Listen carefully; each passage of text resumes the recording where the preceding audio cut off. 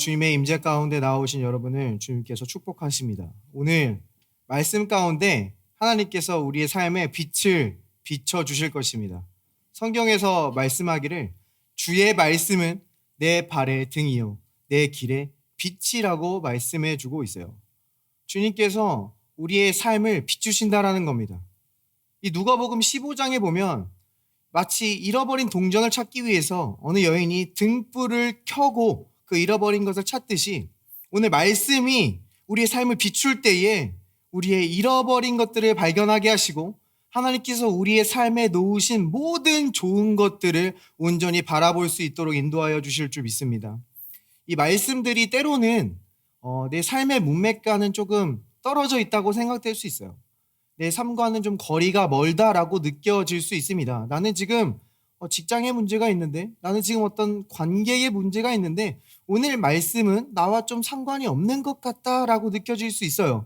자, 그런데 우리가 이 소파의 밑에 있던 그 잃어버린 차키를 찾기 위해서 등불을 밝힐 때 예기치 못하게 그곳에서 잃어버린 반지를 찾을 수 있듯이 오늘 하나님의 말씀이 우리의 삶을 비출 때 우리가 예상치도 못한 곳에서 우리의 인생의 해답을 발견할 수 있도록 인도하여 주실 줄 믿습니다. 우리 어떤 관계의 영역에서도 인사이트를 주시고 어떤 사업적인 영역에서도 우리에게 통찰력을 주시고 내가 정말 막막하다, 어떻게 해야 될지 모르겠다 하는 영역에서도 이제 내가 어떻게 할지 알겠다, 무엇을 해야 되겠다라는 그 성령의 조명하심을 우리에게 풍성하게 부어주셔서 오늘 이 말씀을 끝나고 돌아갈 때 우리가 밝은 길로 돌아갈 수 있도록 인도하여 주실 줄 믿습니다. 네, 우리 옆 사람과 인사해 볼게요. 찾게 될 것입니다. 해결될 것입니다. 네, 오늘 저와 함께 하나님께서 우리에게 맡겨주신 일에 대해서 조금 묵상해 봤으면 좋겠어요. 하나님께서 우리에게 맡겨주신 일.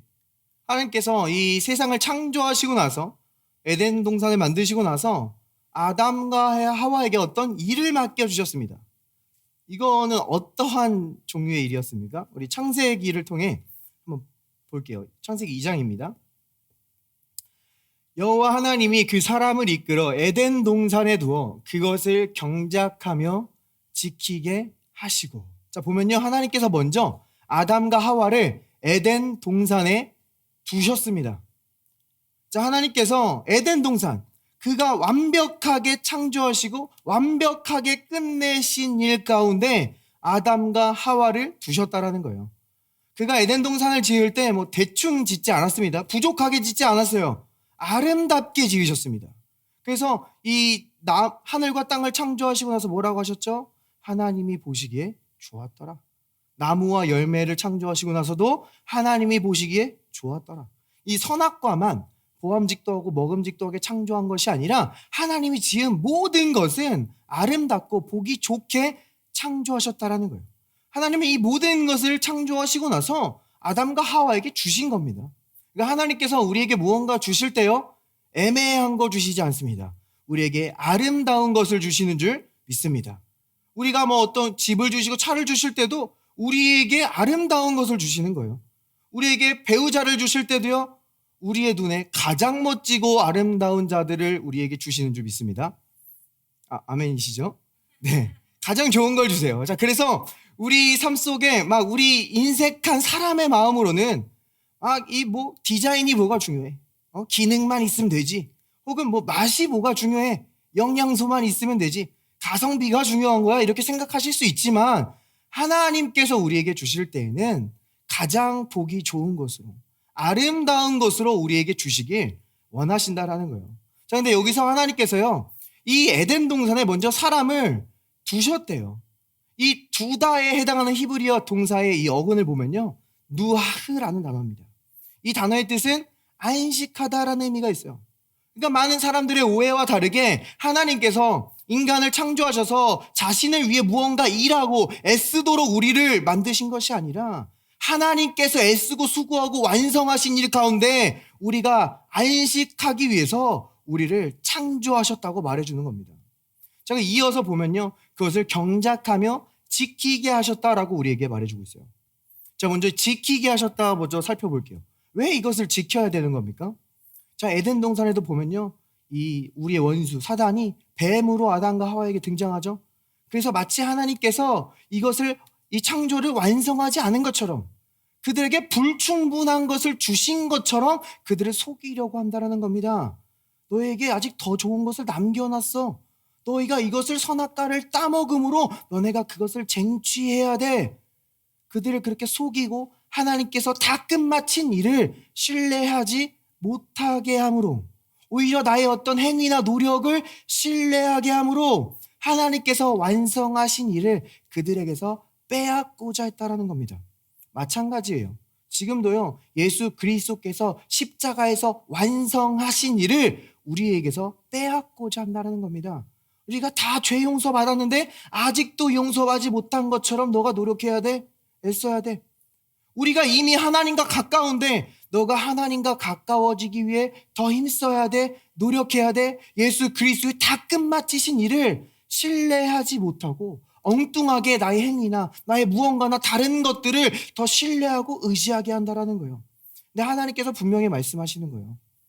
하나님께서는 그가 다 미처 끝내지 못한 일을 너가 노력함으로 애씀으로 성취하라고 우리를 부르신 것이 아니라 그가 완성하신 일을 우리가 지키라고 우리를 불러주신 줄 믿습니다. 이어서 경작하다가 남아있어요. 이 경작하다는 또 어떤 뜻입니까? 이 경작하다에 해당하는 히브리어 보면요, 아바드라는 그런 의미를 가지고 있어요. 아바드라는 히브리어 단어가 사용되고 있어요. 이 아바드는 때로는 섬기다, 가꾸다, 돌보다라는 그런 의미를 가지고 있는 겁니다. 그러니까 지금 여기서 하나님께서 완벽하게 창조하신 그 에덴 동산을 기뻐하고 즐거워하면서 감사함으로 섬기는 뉘앙스가 여기 담겨 있는 거예요. 근데 이게 동일한 아바드라는 단어가요, 이 아담이 타락했을 때, 이 땅이 저주받았을 때도 동일하게 사용됩니다.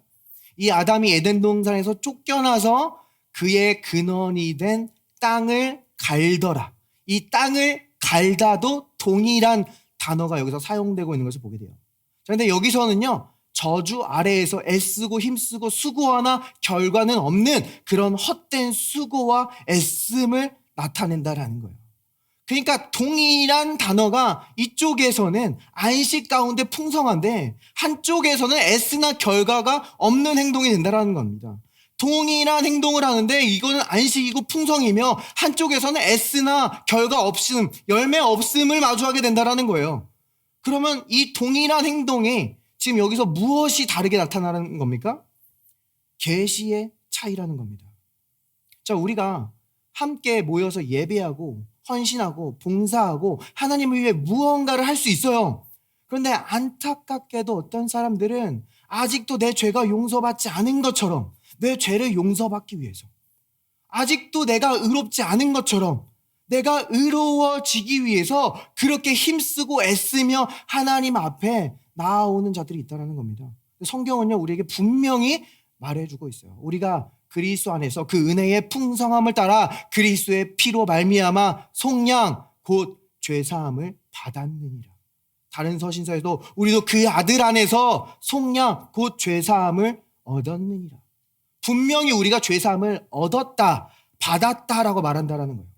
때로는 우리의 삶 속에서 우리가 실수하고 넘어질 때 죄책감이 올라옵니다. 정죄감이 막 무거워져요. 그래서 내가 무언가를 하지 않으면 이것이 해소될 것 같지 않은 그런 감정을 받을 때가 있어요. 내가 막 하는 일이 잘 안 돼요. 막 하는 일마다 막힙니다. 내게 축복이 막힌 것 같아요. 그래서 내가 하나님의 축복을 얻어내기 위해서 내가 무언가 더 해야 될 것 같은 그런 압박감을 받을 수 있다는 말이에요. 그러나 이미 늦었다는 거예요. 왜냐하면 예수님께서 2000년 전에 우리의 모든 죄를 짊어지시고 모든 죄를 사하여 주신 줄 믿습니다. 우리의 모든 축복에 대한 대가를 그분의 생명으로 이미 치러주셨다라는 거예요. 그래서 우리에게 남은 일은요, 그가 완성하신 일을 듣고 믿고 배우고 경작하는 일이라는 겁니다. 그래서 우리가 이 성경에 보면 이런 말이 있어요. 많이 용서받은 자가 많이 사랑하게 된다. 우리가 실수하고 넘어질 때도요, 우리가 그리스도께서 다 이루신 그 죄 용서함을 확신하면 확신할수록 우리는 죄는 덜 사랑하게 되고 그 주님과 주님의 몸된 지체인 그 교회들을 더 사랑하게 되는 것인 줄 믿습니다. 이것은 우리의 애씀이나 우리의 결과가 아니라 그리스도께서 다 이루신 일을 경작함으로 말미암아 얻게 되는 자연스러운 결과라는 거예요. 그래서 하나님께서 우리 교회들을 불러주실 때 맡겨주신 일이요, 어떤 다른 일들이 아닙니다. 예수님께서 다 완성하신 바로 그 일을 믿고 배우고 나누고 찬송하고 노래하며 경작하고 지키도록 우리 모든 교회들을 불러주신 줄 믿습니다. 그래서 우리가 영적 전쟁을 싸울 때도요, 우리는 승리하기 위해서 싸우는 게 아니죠. 우리는 승리로부터 싸우는 겁니다.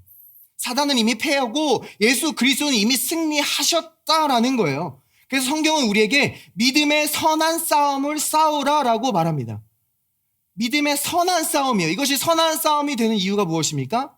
우리가 이미 승리한 싸움이기 때문이에요. 이미 이긴 싸움이기 때문에 이것이 선한 싸움이라는 거예요. 예를 들어 보면요, 이 동네에 풋살장에 축구를 하러 갑니다. 가서 이 아저씨들이랑 편 먹으려고 이렇게 누구 팀 할지 뽑고 있어요. 근데 거기에 모든 축구 리그를 제패한 손흥민 선수가 있는 겁니다. 와, 손흥민 선수랑 같은 편이 됐어요. 자, 그러면 이거 축구를 해봐야, 이거 게임을 해봐야 이기는 걸 아는 겁니까? 이미 이긴 게임이라는 거예요. 이미 모든 리그를 제패하고 왔어요. 마찬가지예요. 우리 예수 그리스도께서는요, 이미 십자가에서 사방 권세 이기시고 승리하셨습니다. 그리고 내 편에 함께 서 계시다라는 거예요. 그러므로 우리는 축복받기 위해서 믿음으로 고백하는 게 아닙니다. 우리는 축복받았기 때문에 믿음으로 고백하는 것인 줄 믿습니다. 우리는 치유받기 위해서, 치유를 얻어내기 위해서 믿음으로 고백하고 힘써서 막 안수하고 손을 얹어서 기도하고 믿음에 기도하고 우리 믿음의 분량을 끌어내고 하는 게 아니에요. 이미 예수님께서 십자가에서 내가 다 이루었다 했을 때 이미 그곳에서 이 치유는 우리에게 흘러 들어오고 있다는 거예요. 근데 우리는 단지 믿음으로, 손을 올림으로 그 흐르는 치유를 취하고 받는 것인 줄 믿습니다. 내가 거기에 무언가를 더한다는 게 아니에요. 우리 그리스도인들의 삶에서요, 내 노력이나 내 행위는 작동하지 않습니다. 오직 그리스도의 완성된 일이 작동한다라는 거예요. 우리 많은 부모님들이 자녀들을 위해서 애쓰고 힘씁니다. 좋은 것들을 해주려고 많이 노력해요. 근데 세상에 보면요, 작동하지 않는 것을 보게 돼요. 부모님들이 자녀들을 사랑하지 않아서가 아닙니다. 관심이 없어서가 아니에요. 우리에게는 그리스도의 그 끝마치신 일이 작동해야 한다라는 거예요. 우리의 수고와 우리의 노력보다 그리스도께서 치르신 대가가 훨씬 더 크다라는 겁니다. 주님께서는요, 우리의 생각보다, 우리의 예상보다 훨씬 더 아름답고 존귀한 모습으로 우리 자녀들을 인도하기를 원하신다라는 거예요. 자, 우리의 삶 속에 어떤 자녀 문제가 아니더라도 여러 가지 문제와 필요와 결핍들을 마주할 수가 있습니다. 그런데 그렇다고 해서 우리에게 맡겨진 일은요, 그 저주 아래에서 땅을 가는 일이 아니라는 거예요. 우리가 애쓰고 수고하고 스트레스 받지만 열매 없는 그 일을 하라고 우리를 부르신 것이 아니라 그리스도께서 다 끝마치신 일을 경작하고 지키라고 불러주신 줄 믿습니다. 우리의 삶의 여러 가지 문제를 만날 때 우리가 해야 하는 일, 우리에게 맡겨진 일을 분명히 바라볼 수 있었으면 좋겠습니다. 오늘 말씀을 통해 예수 그리스도께서 끝마치신 일을 좀 더 자세히 알아봤으면 좋겠어요. 특별히 예수님께서 이 광야에서 시험 받으신 이 이야기를 통해서 우리 주님께서 하신 일들을 바라보길 원합니다. 이 마태복음 4장의 말씀입니다. 그때에 예수께서 성령에게 이끌리어 마귀에게 시험을 받으러 광야로 와사 40일을 밤낮으로 금식하신 후에 줄이신지라. 시험하는 자가 예수께 나와서 이르되 내가 만일 하나님의 아들이여든 명하여 이 돌들로 떡덩이가 되게 하라. 예수께서 대답하여 이르시되 기록되었으되 사람이 떡으로만 살 것이 아니요 하나님의 입으로부터 나오는 모든 말씀으로 살 것이라 하였느니라 하시니, 이에 마귀가 예수를 거룩한 성으로 데려다가 성전 꼭대기에 세우고 이르되 내가 만일 하나님의 아들이여든 뛰어내리라. 기록되었을 때 그가 너를 위하여 그의 사자들을 명하시리니 그들이 손으로 너를 받들어 발이 돌에 부딪히지 않게 하리로다 하였느니라. 예수께서 이르시되 또 기록되었으되 주 너희 하나님을 시험하지 말라 하였느니라 하시니, 마귀가 또 그를 데리고 지극히 높은 산으로 가서 천하 만국과 그 영광을 보여 이르되 만일 내게 엎드려 경배하면 이 모든 것을 내게 주리라. 이에 예수께서 말씀하시되 사탄아 물러가라. 기록되었으되 주 너의 하나님께 경배하고 다만 그를 섬기라 하였느니라. 이에 마귀는 예수를 떠나고 천사들이 나와서 수종드니라. 아멘. 예수님께서 시험 받으시는 장면인데요. 우리는 먼저 이 전환점에서부터 은혜를 좀 받았으면 좋겠습니다. 예수님께서 이 시험 받으러 나오시기 전에 바로 직전에 어떤 일이 있었냐면요.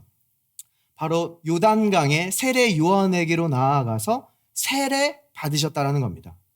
자, 근데 성경에서 이 예수님이 세례 요한에게 바로 나오시기 직전까지는 예수님이 완전히 무명이었다라는 거예요.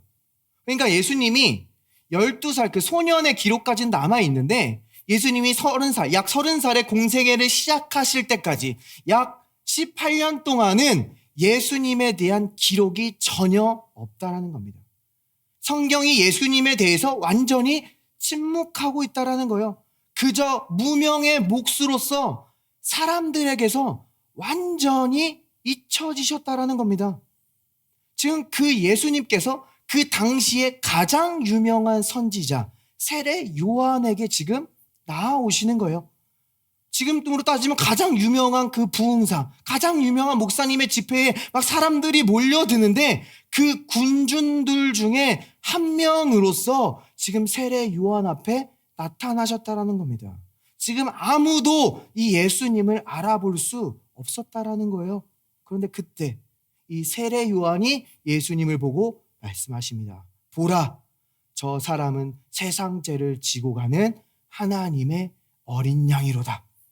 이 말을 하자마자 아무도 주목하지 않던 사람에서 누구나 주목하는 사람으로 장면이 바뀌어버렸다는 거예요. 이 세례 요한에게 있던 명성이 한순간에 예수님께로 옮겨져 버렸다는 겁니다. 하나님께서 역사하실 때는 이렇게 한 번에 뒤집으실 수 있다라는 거예요.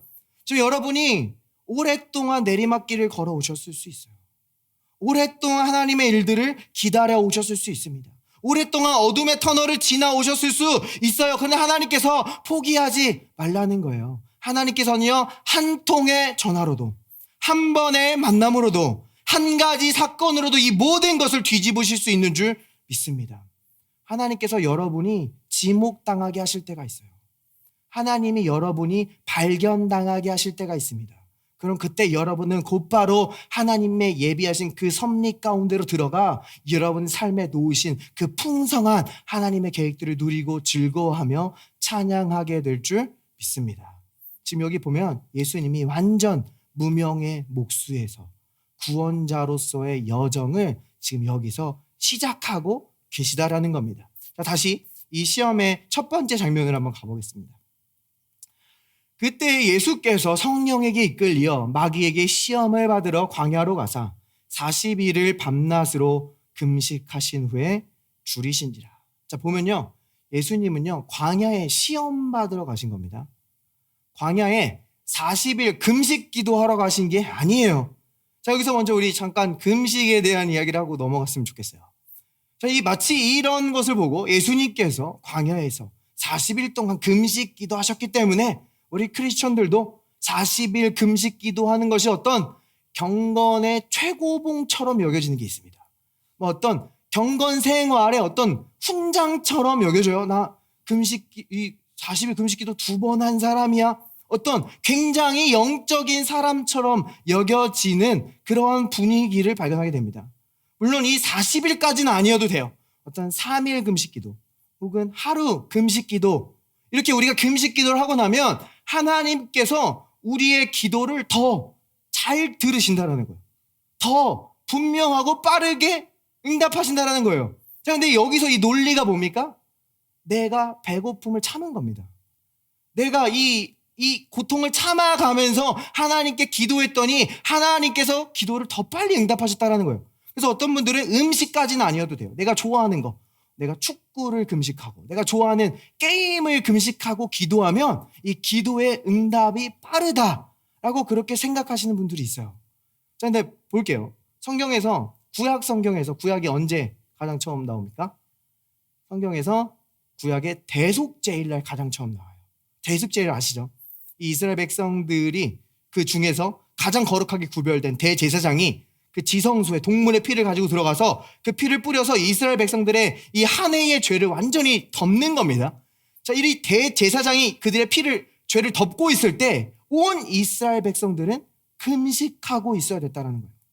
이 성경에 문자적으로 금식은 안 나와요. 근데 스스로를 괴롭게 하라라는 그런 말이 나옵니다. 근데 유대 전통에서 그 대속제일 날은 그들이 금식하며 물도 마시지 않고 그들을 스스로를 꾸미지 않고 스스로를 괴롭게 하는 그러한 장면이 우리에게 나옵니다. 또한 구약 성경에 보면요, 이 대속제일이 아니더라도 금식할 때 보면 이 베옷을 입고 머리에 재를 뒤집어 쓰고 그렇게 자신을 낮추고 기도하는 장면이 우리에게 나온다는 거예요. 구약에서 그렇게 기도하는 것은요, 그들의 죄의 문제가 해결되지 않았기 때문입니다. 그들을 고통스럽게 하고 그들을 슬프게 하는 죄의 문제가 해결되지 않았고 하나님께서 우리를 긍휼히 여겨주시사 우리의 죄를 덮어달라는 그렇게 간절한 마음으로 그렇게 낮은 자세로 하나님께 기도하며 나아간다는 거예요. 근데 신약은 어때요? 예수 그리스도께서 우리의 모든 죄를 감당하시고 사하시고 용서하여 주신 줄 믿습니다. 주님의 십자가가 우리의 죄를 처리했다라는 거예요. 그러면 신약에서 우리의 금식은 어떻게 되는 거예요? 신약에 금식이 있습니까? 신약에도 금식이 나오긴 나와요. 사도행전에 보면 있습니다. 바울과 실라를 어떤 특별한 목적을 위해 구별하기 위해서 혹은 어떤 장로들을 임명하기 위해서 금식하고 기도하는 모습이 보여져요. 자, 근데 그 문맥이 내가 얼마나 배고픈지, 내가 괴로움을 얼마나 참는지와는 상관이 없다라는 거예요. 그 당시 식사 문화를 보면요, 요즘 같지 않습니다. 요즘처럼 뭐 이렇게 편의점이 잘 돼 있어서 그냥 뭐 간단하게 삼각김밥 사서 혼밥할 수 있는 그런 문화가 아닙니다. 그 당시에 식사는요, 잔치 문화예요. 잔치 문화. 함께 모여서 교제하고 나누고 기뻐하고 즐거워하는 문화입니다. 그러니까 그 당시에도 그런 것을 잠시 멀리하고 하나님께 집중하기 위해서 금식할 수 있었다라는 거예요. 그 당시에 오락이 따로 없어요. 함께 모여서 나누고 즐거워하고 식사하는 것이 그들의 오락거리였어요. 근데 우리 예수님도 보면요, 이 많은 무리와 늘 함께 있다가 그것에서 분리되어서 하나님과 조용한 시간을 가지시는 것을 보게 됩니다. 하나님과의 시간에 집중하는 것을 보게 된다는 거예요. 우리도 우리의 삶 속에서 나를 산만하게 하고 나를 방해하는 것들이 있다면 하나님과의 시간에 집중할 수 있는 자유가 있다는 겁니다. 그래서 때로는 바쁜 일상 가운데 끼니를 거르고 하나님과의 시간에 집중할 수 있어요. 근데 그것은 내가 지금 얼마나 고통스러워하고 있는지, 내가 얼마나 배고픔을 참고 있는지와는 상관이 없다라는 거예요. 만약에 그것이 음식물을 참는 게 그렇게 중요했다라고 하면 새 언약의 사도, 이 신약의 대부분을 작성한 사도 바울이 그것에 대해서 분명히 언급했을 겁니다. 그러나 그렇지 않다라는 거예요. 근데 바울이 언급한 이 신약의 기도의 모습은 어떤 모습이에요? 항상 기뻐하라. 쉬지 말고 기도하라. 범사에 감사하라. 다른 서신에서도 기도를 쉬지 말고 기도에 감사함으로 깨어있으라. 신약의 기도는요, 주님께서 다 이루신 일로 말미암아 우리가 감사하고 기뻐함으로 말미암아 기도하는 것인 줄 믿습니다. 그러면 우리가 금식할 수 있어요. 이 바쁜 일상 가운데 기쁨과 감사함으로 주님께서 다 하신 일에 집중하기 위해서 우리가 기쁨으로 금식할 수 있는 줄 믿습니다. 자, 저번 주에 우리가 기도에 대해서 좀 나눴는데요. 거기에 대해서 좀 보충 설명이 되었으면 좋겠어서 이 금시간에서 짧게 나눴습니다. 자, 그럼 이 예수님께서 행하신 일로 다시 본격적으로 들어가 볼게요. 그때 예수께서 성령에게 이끌려 마귀에게 시험을 받으러 광야로 가사. 자, 보면요, 예수님이 성령께 이끌려 광야로 가십니다. 조금 의아해할 수 있어요. 아니, 예수님이 성령에 이끌려 성전에 가서 설교하셨다. 예수님이 성령에 이끌려 회당에 가서 위임식을 하셨다. 혹은 예수께서 성령에 이끌려서 어떤 로마 궁정에 가서 잔치를 여셨다. 이런 게 아니라 예수님이 성령에 이끌려 광야로 가서 시험받았다라고 우리에게 말해줍니다. 자, 이것을 마치 어떤 분들은 우리 그리스도인들의 삶, 성령의 이끌림을 받는 삶은 광야와 같은 삶이야. 그래서 우리가 주님을 만나기 전까지는 인내하고 참고 버티며 이 광야를 견뎌내야 돼라고 생각하시는 분들이 있어요. 자, 근데 이 장면은요, 우리의 일이 아니라 예수 그리스도의 일을 우리에게 보여주고 있다라는 거예요. 여기서 주님이 이루신 그 특별한 일을 우리에게 보여주고 있다라는 겁니다. 자, 먼저 이것을 분명히 하기 위해서는요, 이 광야 시험의 자리에서 실패한 인물에 대해서 한번 우리가 알아보면 좋겠습니다. 누가 이 광야 시험의 자리에서 실패했습니까? 바로 구약의 모세가 광야 시험의 자리에서 실패했어요. 그가 이스라엘 백성들을 애굽에서 이끌고 이 가나안 땅으로 갈 때에 그 이 광야 시험에서 실패함으로 이 가나안 땅에 들어가지 못하는 모습을 성경이 우리에게 보여준다라는 거예요. 자, 그런데 이때 이 예수님, 이 모세와 이스라엘 백성들은 구약의 인물이었는데 이 사도행전에 보면요, 그들을 교회, 광야 교회라고 일컫는 것을 보게 돼요. 그러니까 그들은 구약에서 이 신약의 교회의 모형과 그림자의 역할을 하고 있는 겁니다. 그러니까 구약 교회의 지금 목자가 광야 시험에서 실패했다라는 거예요. 이스라엘 백성들이 광야에서 목이 말랐습니다. 그래서 모세가 지팡이로 반석을 침으로 이 반석에서 물이 나오게 했어요. 그래서 이스라엘 백성들은 그 반석으로부터 물을 마셨습니다. 자, 이것은요, 예수 그리스도의 십자가 사건을 우리에게 보여주는 것이죠.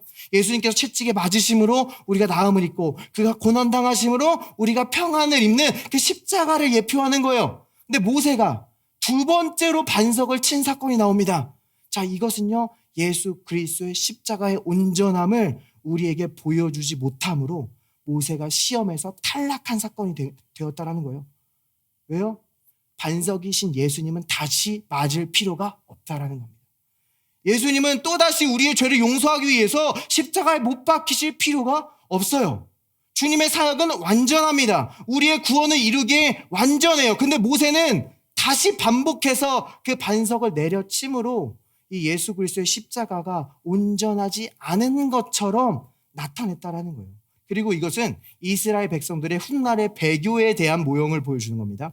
히브리서에 보면요, 이 하늘의 은사를 맛보고도 다시 뒤로 물러가는 자들은 예수 그리스도 십자가에 두 번 다시 못 박는 것이라고 우리에게 분명히 말해주고 있어요. 그러니까 이 이스라엘 백성들은요, 이 인간의 모습을 입고 오신 예수님을 거절했어요. 많은 기적과 치유를 베풀었는데 받아들이지 않고 로마 군인과 함께 십자가에 못 박았습니다. 예수님께서 다시 부활하시고 많은 증인들과 제자들에게 나타나셨어요. 근데 이스라엘 백성들은 그 증인들과 제자들이 복음을 전할 때 그 예수 그리스도를 다시 거절함으로 예수 그리스도를 두 번 십자가에 못 박는 그 모형까지도 지금 여기서 보여주고 있다는 겁니다. 그러니까 이 첫 번째 구약의 목자는 예수 그리스도의 십자가의 온전함을 보여주지 못함으로 실패했습니다. 자, 근데 우리 예수님께서 이 땅에 오셨어요. 주님께서 이 땅에 오신 목적 중에 하나가 무엇입니까? 이 땅에 교회를 세우시기 위해서. 그분의 신부, 그분의 몸된 교회를 세우시기 위해서. 그래서 주님께서는요, 구약의 그 교회의 목자의 실패의 자리로 가시는 거예요. 성령께 이끌려서 그 실패의 자리에 서셔서 승리하는 교회의 머리가 되어주시기 위해서 광야로 가셨다는 겁니다. 그곳에서 40일 동안 굶주리세요. 아무것도 먹지 않으시고 이 이스라엘 백성들이 그 완전히 목말라서 이 모세에게 불평하고 원망했던 것처럼 완전히 그 연약함의 자리에 서셔서 시험받을 준비가 되어 주셨다는 겁니다. 거기서 사단은 이 모세를 시험했던 것과 동일하게 예수 그리스도를 시험하기 시작합니다. 먼저 이 모세에게 이렇게 이야기했어요. 모세야, 지금 백성들의 원망이 들리지 않느냐? 저들의 불평이 들리지 않느냐? 그것이 지금 너의 신경을 거스르고 있지 않느냐? 그런데 너에게 지팡이가 있다. 너에게 권능이 있어. 너의 권능으로 그 불평을 해소하라. 너의 힘으로 이 문제를 해결하라. 너가 해결하라.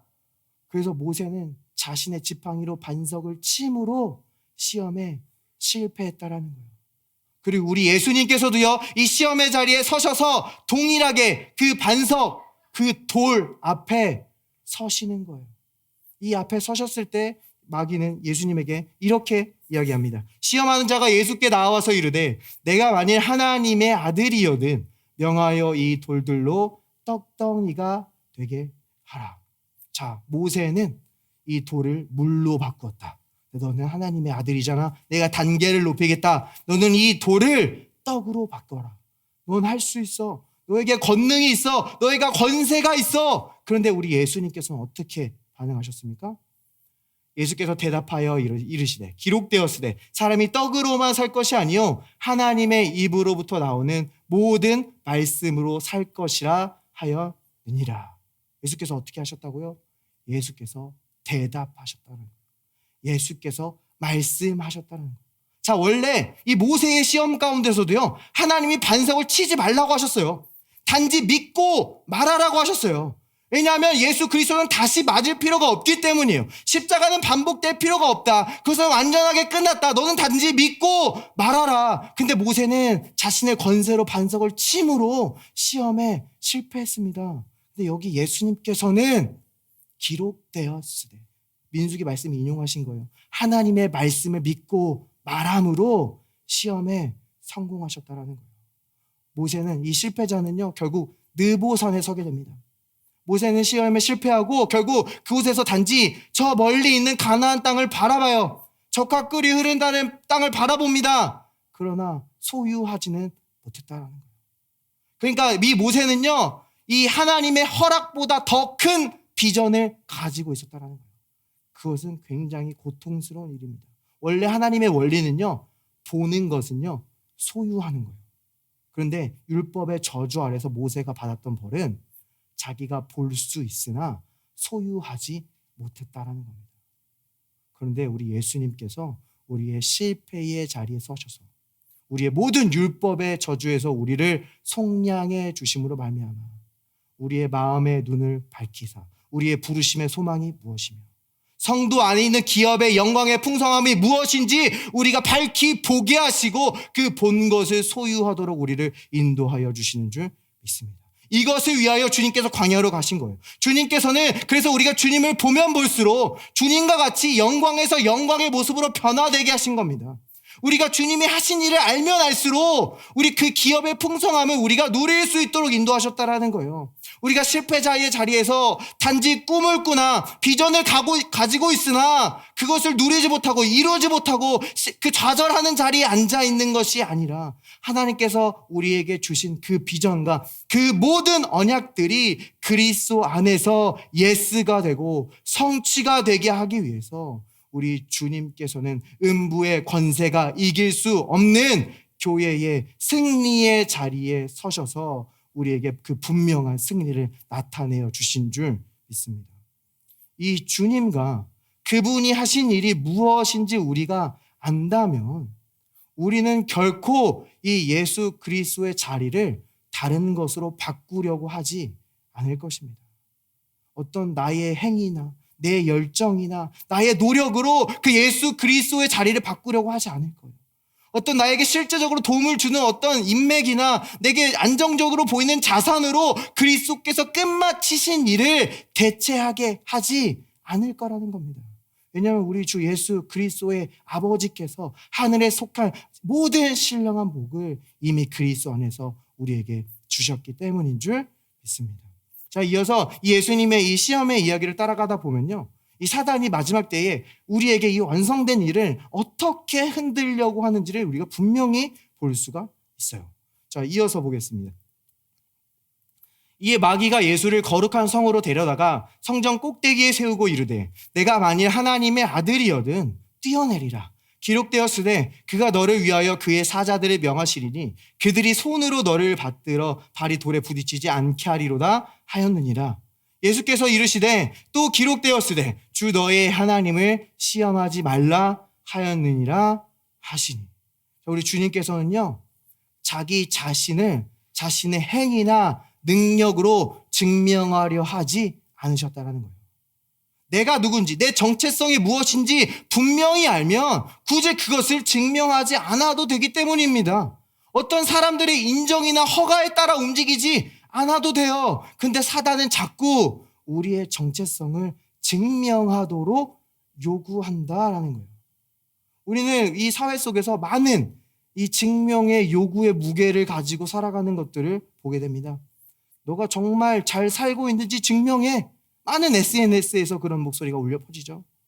너 직장에서 너가 정말 많이 알고 있다라는 것을 증명해. 너가 이 자리에 있는 것이 합당하다라는 것을 증명해. 많은 요구를 줍니다. 우리가 연인 관계에서도 너가 정말 나를 사랑한다라는 것을 증명해. 우리가 이 많은 요구들을 가지고 살아가요. 자, 그런데 이것을 다른 용어로 우리는 입증 책임이라고 부르거든요. 법정 용어입니다. 이 입증 책임은 이 고발 당한 사람이 아니라 그 피고인을 고소한 검사에게 있다라는 겁니다. 그러니까 내가 고발 당했어도 내가 무죄라는 것을 내가 증명할 필요가 없다라는 거예요. 나를 고소한 사람이 내가 유죄라는 것을 증명해내야 된다라는 겁니다. 그런데 요즘 사회는 이게 거꾸로 가고 있는 것 같아요. 내가 이 무죄인 것을 증명하지 않으면 내가 유죄인 것처럼 살아간다라는 겁니다. 그래서 내가 무죄라는 것을 어떻게든 증명하기 위해 애쓰며 살아가는 것을 보게 돼요. 무죄일 뿐만 아니라 내 존재 자체를 어떻게든 증명하기 위해 많은 행위와 행동들을 하면서 살아가는 것을 보게 됩니다. 내가 누군지, 내가 어떤 사람인지 자꾸 증명하려고 해요. 자, 근데 성경은요, 이것이 사단의 속임수라는 거예요. 거짓이라는 거예요. 우리가 이 압박을 가지고 살아가면요, 마치 물 위에 오리처럼 살아가게 돼요. 물 위에 오이가 유유자적하게 헤엄치고 있는 것처럼 보여요. 우아하게 떠 있는 것처럼 보입니다. 그러나 물 아래에서는 쉴 새 없이 발길질을 하고 있는 것처럼 우리의 마음과 생각과 평안을 잃어버리고 그 무게감과 그 버거운 삶을 감당하느냐, 증명해내느냐, 힘겨운 삶을 살도록 우리를 인도한다라는 겁니다. 네, 근데 이 마귀의 전술을 보면요, 우리가 좀 주목해 볼 게 있어요. 이 마귀가 우리에게 입증 책임을 요구할 때 반복해서 우리에게 보여주는 게 있습니다. 지금 여기서 보면요, 예수님께 뭐라고 해요? 하나님의 아들이여든 뛰어내리라 말해요. 아까 조금 전에도 하나님의 아들이여든 돌을 떡으로 바꾸라. 하나님의 아들이여든이 반복돼서 나타나는 것을 보게 됩니다. 자, 생각해 보세요. 이 자리에 다른 게 들어가도 되잖아요. 너가 능력이 있거든 돌을 떡으로 바꾸라. 혹은 너가 기적을 베풀 수 있거든 뛰어내리라. 아니면 너가 평강의 왕이거든, 모사거든, 기묘자거든 뛰어내리라 할 수 있는데 굳이 여기서 하나님의 아들이라는 이 정체성을 흔들려고 한다는 거예요. 왜 그런 겁니까? 우리 문맥을 통해 알 수 있어요. 예수님께서 시험 받으러 오기 전에 세례 받으실 때, 요단강에 세례 받으실 때 어떤 일이 있었습니까? 하나님께서 하늘 문을 여시고 온 세상에 선포하십니다. 이는 내 사랑하는 아들이요 내 기뻐하는 자라. 하나님께서 확증하신 거라는 거예요. 하나님께서 인정하신 거. 마찬가지로 성경은 우리에게 하나님께서 확증해 줍니다. 너는 하나님의 자녀다. 너는 그리스도 안에서 하나님의 의다. 이건 확증된 거예요. 끝마쳐진 거예요. 완성된 겁니다. 이렇게 하나님께서 완성하신 것을 아직 완성되지 않아서 내가 증명해내야 되는 것처럼 사단이 우리에게 다가온다는 거예요. 그것을 다시 흔들려고 한다는 거예요. 너가 정말 의인이야? 너가 실수하는데? 이렇게 부족한데 의인이야?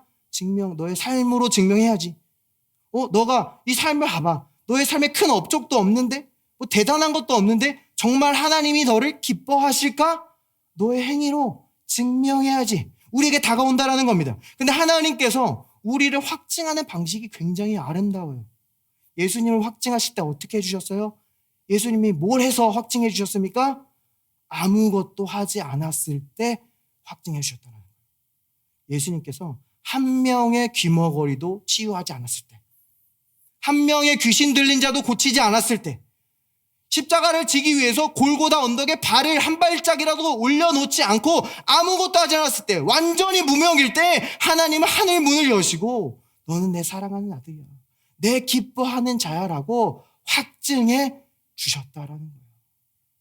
마찬가지로 하나님께서 우리에게 말하는 거예요. 너는 내게 확증받기 위해 어떤 행위도 하지 않아도 된다. 너는 내게 증명하기 위해 그 무엇도 하지 않아도 된다.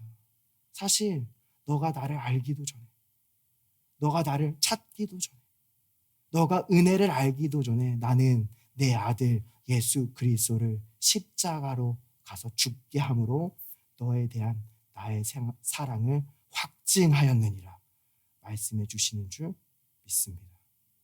그러므로 이 하나님의 확증된 정체성을 믿고 받아들이는 사람이 하나님께서 기뻐하시는 모습으로 하나님의 사랑받는 자녀로서의 삶을 살아가게 된다는 거예요. 내 직면과 내 행위가 나의 정체성을 만들어가는 게 아니라 내 정체성이 나를 그렇게 살아가게 한다는 겁니다. 그래서 사단은 우리의 정체성을 자꾸 흔들려는 거예요. 그럼 결국 우리의 행위가 흔들리고 우리의 삶이 흔들리기 때문입니다. 안타깝게도 교회들이 이것을 반대로 접근할 때가 있어요. 자꾸 행위에 집중하고 행위를 고치려고 해요. 일단 담배 끊어.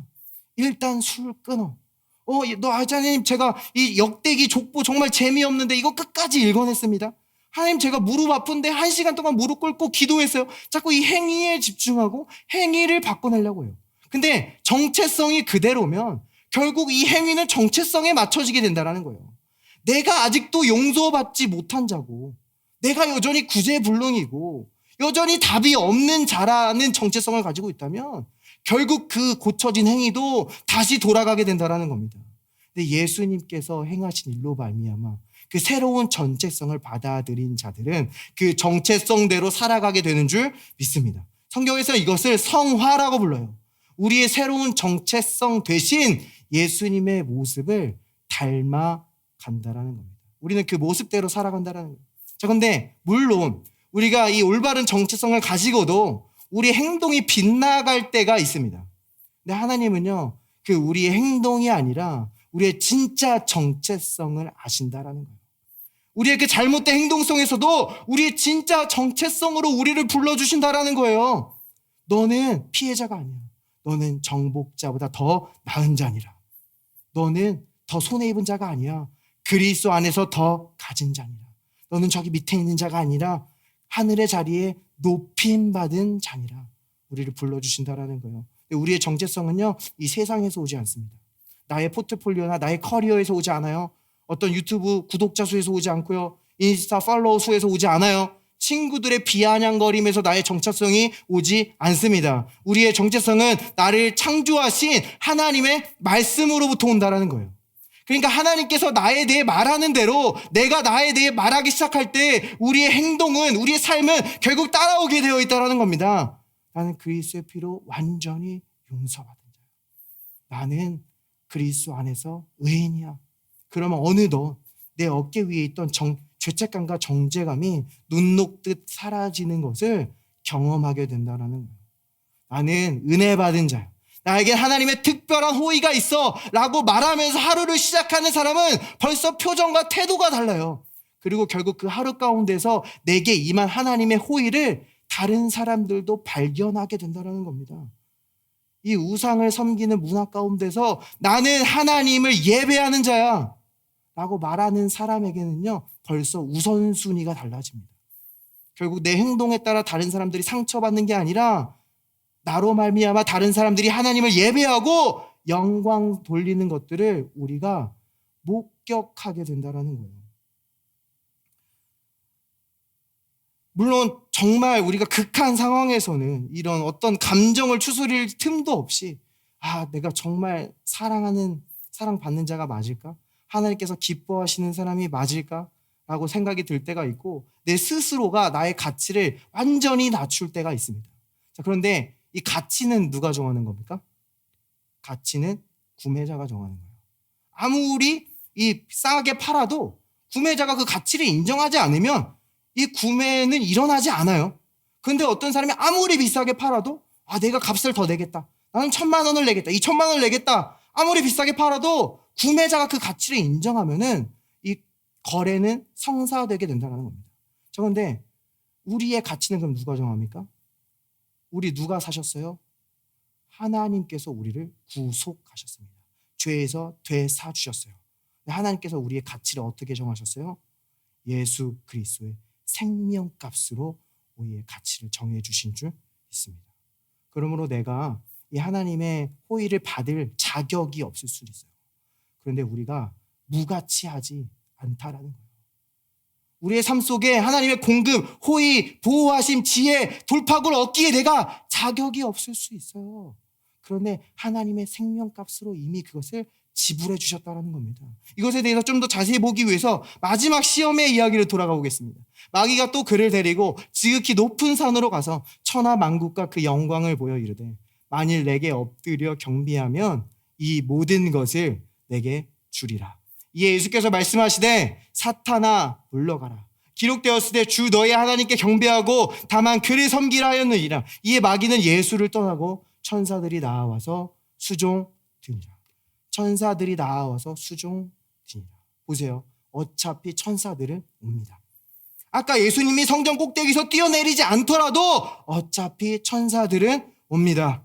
여러분의 기도 응답은 옵니다. 여러분이 여러분의 무언가를 증명해 내려오지 않더라도 하나님의 도움은 온다라는 거예요. 지금 하나님의 기적과 하나님의 돌파구를 기다리는 자들에게 하나님께서 분명히 말씀하시는 거예요. 사단은 우리가 그 하나님을 기다림 가운데 자꾸만 우리의 믿음을 증명하라고 해요. 너가 그것을 받을 믿음이 있느냐? 너가 그것을 받을 자격이 있느냐? 우리에게 증명을 요구해요. 그러나 하나님은 너가 그렇지 않더라도 너의 응답은 오고 있다. 마귀들은 떠나가고 천사들이 공급하리라. 마귀는 자꾸만 우리가 어떤 필요를 만날 때 그것을 의심으로 바꾸려고 합니다. 그런데 우리의 필요는 단지 하나님의 공급의 방화쇠일 뿐이라는 거예요. 우리의 필요는 진짜 우리의 필요가 아니라 하나님의 영광의 또 다른 차원을 경험하는 기회라는 겁니다. 예수님께서 많은 굶주린 사람들을 적은 물고기와 적은 떡으로 먹이실 때, 그 초자연적인 공급을 하실 때 그 원인이 뭐였어요? 어떤 사람의 특별한 헌신도, 어떤 사람의 특별한 믿음도 아니었습니다. 그들의 배고픔이었어요.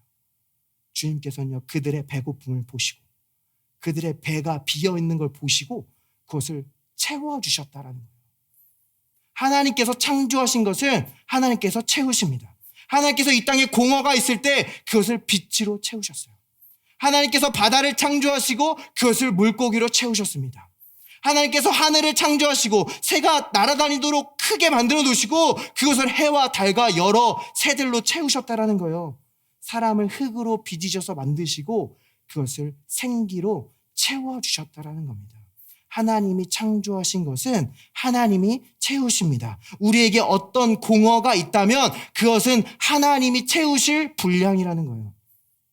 이것은 창조의 그림뿐만이 아니라 구속의 그림에서도 나타납니다. 하나님께서는 성막을 지으시고요, 지성물로 그곳을 채우십니다. 하나님은요, 이 가장 거룩한 지성소를 지으시고요, 그것을 하나님의 영광의 구름으로 채우셨다라는 거예요. 여러분에게 어떤 필요가 있다라는 것은요, 여러분이 애써서 채워 넣어야 한다라는 게 아니에요.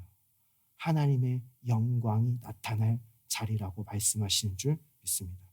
그리스도께서 다 이루신 일로 말미암아 의에 줄이고 목마른 자들을 배부름으로 채워 주실 줄 믿습니다. 말씀을 마무리할게요. 우리가 때로는 삶의 자리에서 어떤 필요와 방해와 어려움들을 만난다라는 것이요, 우리의 삶에 그리스도의 은혜가 부족하다라는 의미가 아닙니다. 오히려 우리의 삶에 대적할 만한 가치 있는 무언가를 가지고 있다라는 표시예요. 자, 예수님이 시험 받는 타이밍을 한번 보세요. 언제 시험 받으셨습니까? 무명의 목수에서 구원자로서의 여정을 시작할 때, 완전히 새로운 차원으로 들어갈 때, 바로 그 문턱에서, 바로 그 길목에서 마귀가 싸움을 걸어온다는 거예요. 마찬가지로요, 우리의 삶 속에 어떤 방해와 압박이 있다라면요, 여러 피로들을 만나게 된다라면요, 그것은요, 여러분이 하나님이 예비하신 새로운 문턱 앞까지 와 있다라는 거예요. 여러분이 하나님의 그 새로운 계획 앞에 가까워지면 가까워질수록 사단은 지금 조급해집니다. 그래서 여러분이 어릴 때 사단이 여러분을 공격했던 이유가 바로 그것이에요. 여러분 안에 하나님의 놀라운 목적이 있기 때문에, 여러분 안에 하나님께서 완전히 끝마치신 일이 담겨 있기 때문에. 그런데 사단은요, 여러분이 여기까지 오기까지 여러분을 막지 못했다라는 거예요. 마찬가지로 이 지옥의 계획은요, 여러분 안에 두신 하나님의 그 놀라운 계획과 목적을 막을 수 없는 줄 믿습니다. 우리 안에서 착한 일을 시작하신 이가 그리스도 예수의 날까지 반드시 이루어가실 거예요.